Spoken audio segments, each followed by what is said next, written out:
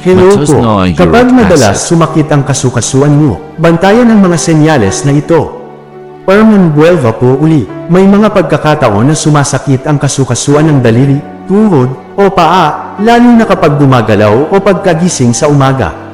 Madalas iniisip ng marami na simpleng pagod lang, napaitan ng ugat, o rayuma. Pero sa ilang pagkakataon, maaari itong maging senyales ng mataas na uric acid o arthritis. Mga senyales na madalas binabaliwala. Kapag sumasakit ang kasukasuan lalo na sa paa, daliri o tuhod. Kapag namamaga o mainit ang pakiramdam.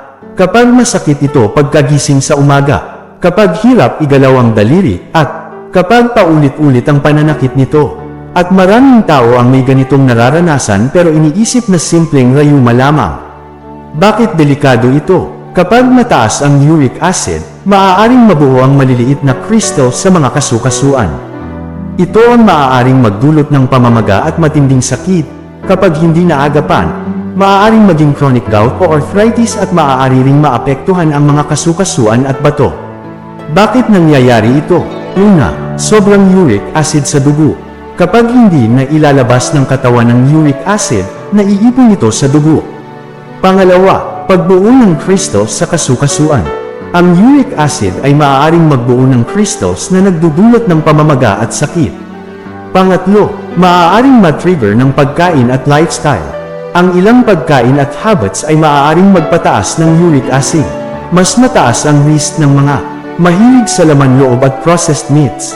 Madalas kumain ng maalat at matatabang pagkain, may overweight o belly fat, kulang sa exercise. At may family history ng gout. Mga karaniwang sanhi, mataas na protein foods, sobrang alak, kulang sa tubig, obesity. At sedentary lifestyle, magpa-check up kung paulit-ulit ang pananakit ng kasukasuan. Kung namamaga at mainit at kung hirap igalaw ito, maaaring irekomenda ng doktor ang uric acid test. Maraming problema sa kasukasuan ang nagsisimula sa tahimik na sintomas. Mahalaga ang healthy diet, hydration, at regular check-up. Mas maagang malaman, mas madaling maagapan. Ingat po palagi. God bless po.